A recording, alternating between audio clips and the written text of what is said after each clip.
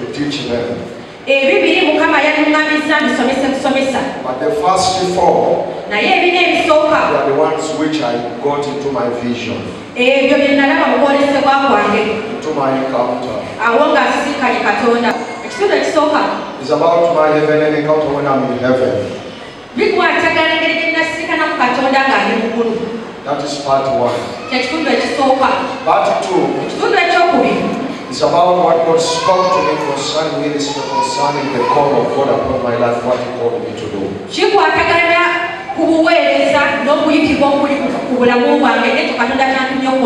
Part three, I desire so much that you listen to this message. Hallelujah. Hallelujah. It is high time to take your attention here. Everyone pay attention, please. As long as you are born again Christian. So part one, I was in heaven. That's what I'm going to share. After getting this message, I thought it was only meant for my ministry partners.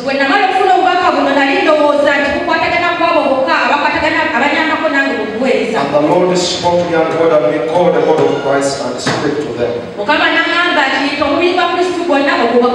So that's why I'm speaking to you. Not because I'm your pastor, not because I'm what, but because I was ordered and commanded to speak. So part one, I'm in heaven. Part two is about my call in ministry. Part three, the kind of worms I saw. The direct translation. That is the direct translation. Every one of us, our salvation is not free. Was never free. In fact, I have discovered in the kingdom of God, there is nothing for free. These words are a bit hard, but you must listen to them. Whether you're 1 year in salvation, or you're going to 50 years, 10 years, it doesn't matter.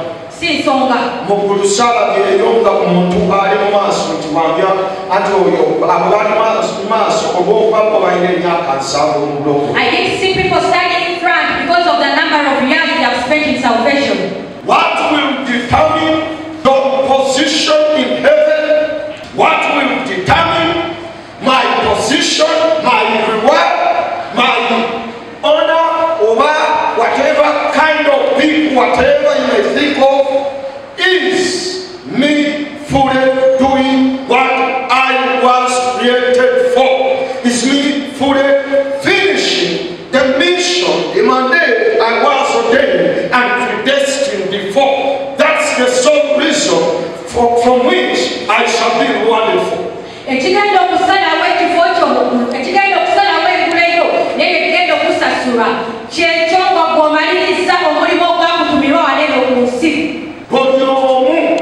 Everyone,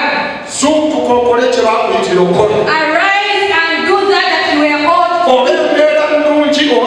Whether the situations are okay or not. Salvation is for free. Not because it is free. In heaven there are no free things. Whatever we are going to receive in heaven, it is because of two payments.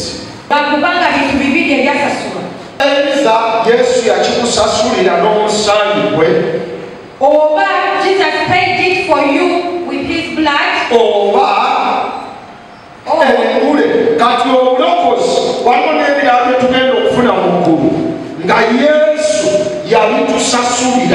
Salvation and other things you are going to find in heaven because of Jesus' price. Dimensions of the call of God.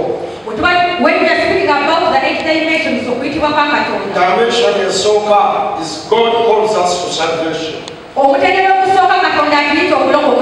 After salvation, there is eternal life.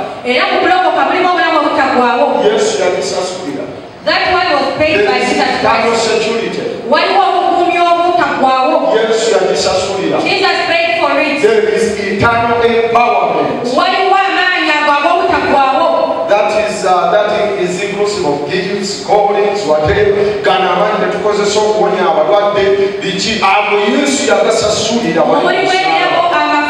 The power we use to heal people, that Jesus already paid for it. The blessing of God, Jesus paid for it. Eternal empowerment. All those are in the package of eternal power. For everyone who comes, who accepts the call of God. But then there is the other portion.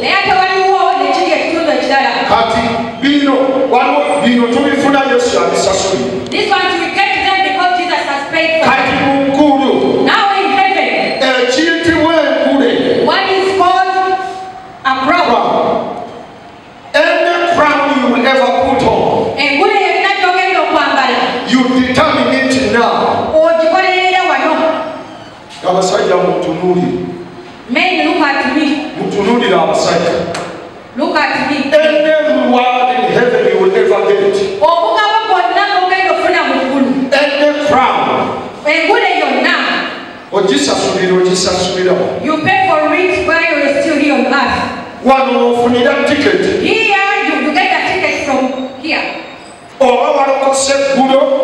you give your life to Christ, whether today, the issue is make sure you do whatever God has called you to do.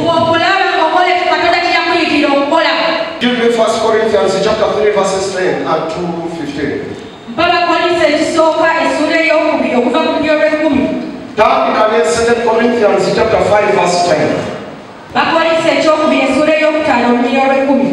2 Corinthians 5:10.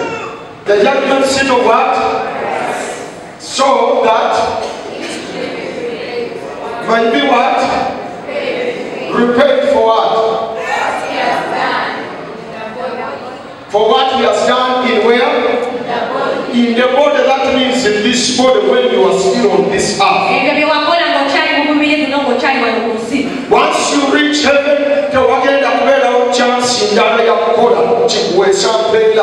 once you reach heaven, there will be no any other chance for you to work for the crown. Whatever you have to do, do it now. If you have to evangelize, evangelize. If God has told you to preach the gospel, preach it now. If it is giving, give now. If it is singing, sing now. If it is running, running now.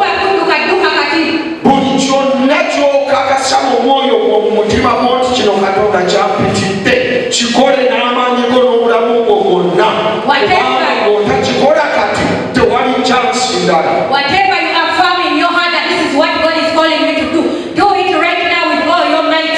Because when you reach heaven, there will be no any other chance. Personal, I'm crying for my life. Even you cry for your life.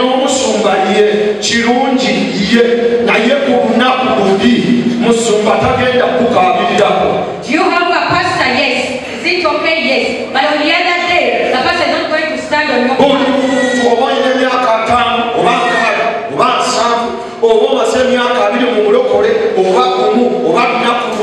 whatever, it doesn't matter. What matters is you fully utilizing that time well.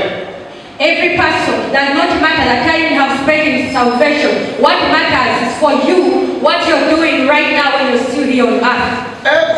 For we must all appear before the judgment seat of Christ, so that each man be repaid for what he has done in the body, whether good or 1 Corinthians 3:10 to 15. So he says, now for some, fueled with gold, silver, hay, straw, wood, stones. If anyone builds on the foundation with gold, silver, costly stones, wood, hay, and straw, 13. Each one's work. Now, be diligent on this. The fire will test what? The fire will test what? And that's where the problem is. Because many of us are going to be disappointed in heaven. When my bishop who was so famous,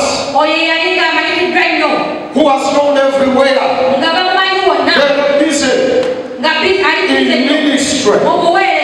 When his work shall be put in the furnace, in the test chamber, it will be high quantity but low quality. He was busy and everyone knew him. You read that word. It says what? Quality or quantity? Everyone's work shall be tested. Every quality. The quality of your work. If you are saying God has called you to be a giver, your giving, the quality of it shall be tested. It is possible to see me giving $1,000 and everyone in the church class, oh my God, I wish I had the same grace and capacity like him. Always he offers, look at that woman, oh my God. But yet the 1,000 is nothing but nonsense before God. God expected him to offer 10,000 and he has offered 1,000.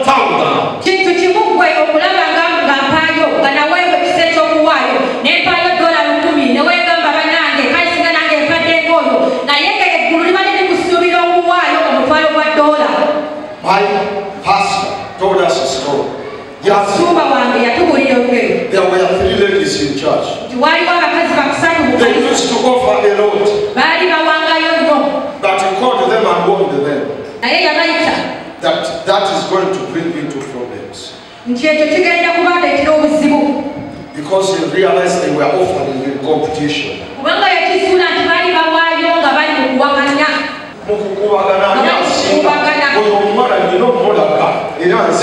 I have to show her that I'm the best giver. Do you remember what Jesus did with the woman? And she said this one has offered best, yet it was very little quality.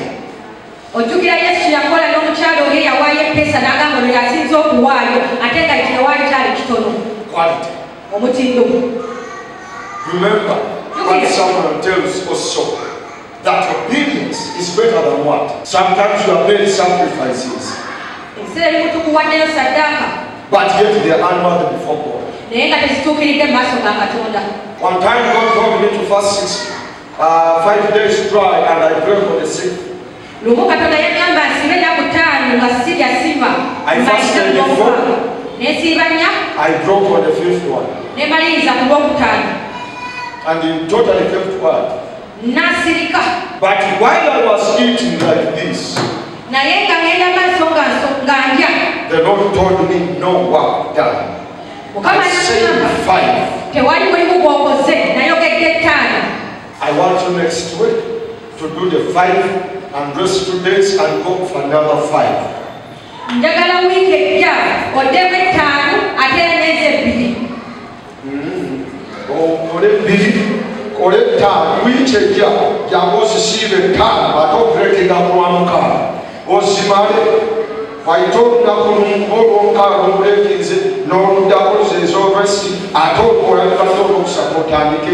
Next week you're going to redo the 5 days, you pray on the 6th day, you rest for 1 day, and then you take more 5 days.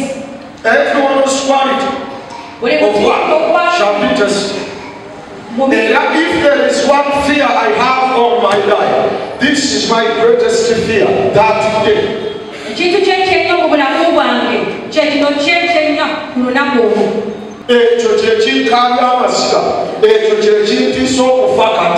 Kubanga manyi sina kyenina mu ngalo zange kisaanidde kyendowooza nti kiriwamu presenting before Christ who called you. That makes me cry and that makes me get scared of death because I do not have anything that is one to present before God. That makes me to cry out unto God and asking Him to help me. Why was standing like this in heaven? I discerned abali mu maaso eyo baakola Katonda kyeyabatondera kyeyabatumira kyeyabalagira kyeyabasindika okukola era ne bakikola nga bwe baalina okukikola. I discerned and I got an understanding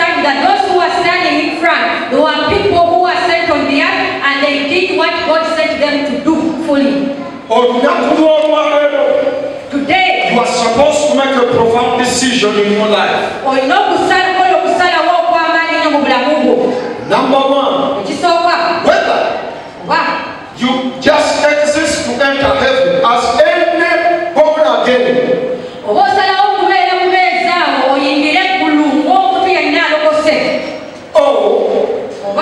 you determine to have a unique, a different crown on your head when you are in heaven.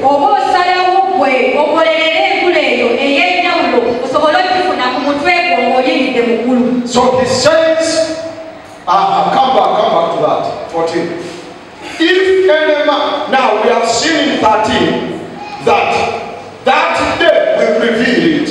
Chechiri chenami, mtu wanatushauri kudabanga oliwama, onuka, owayo, osaba, orulira, banetu na sister guni, chokaba naye, sister wamani, banga buli muntu akwegomba, neba tugambe ekwate.